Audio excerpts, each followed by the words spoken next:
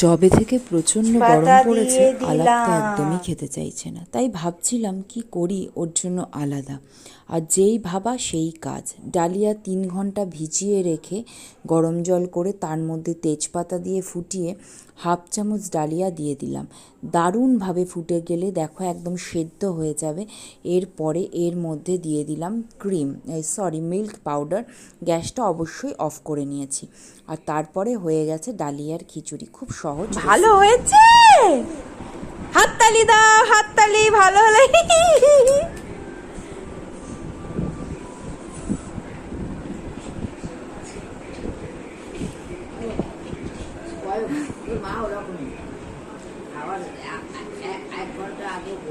হ্যাঁ, গরম ডালিয়া না হলে তো